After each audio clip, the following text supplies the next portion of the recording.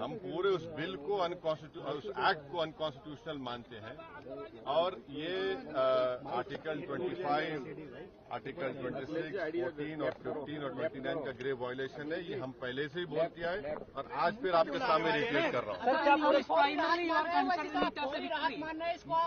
No. See, let us be very careful.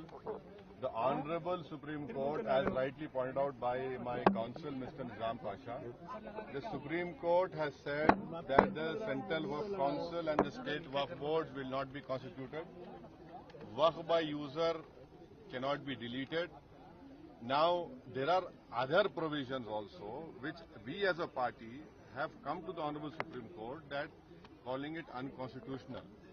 Now, whenever it will be heard, our counsel, Mr. Nizam Pasha, on behalf of me, will be arguing it.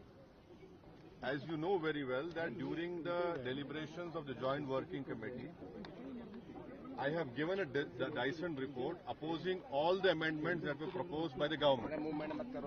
And during the debate in the Parliament on the consideration or passing of that bill, I have opposed each and every amendment. I have called it unconstitutional.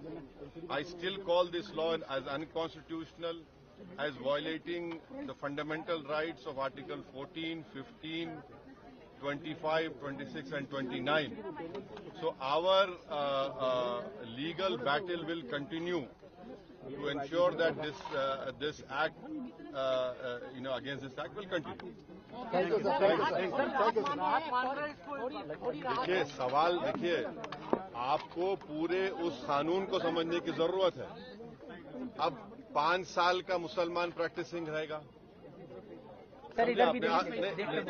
5 साल practising मुसलमान का तो रहेगा। अब उसको कौन decide करेगा?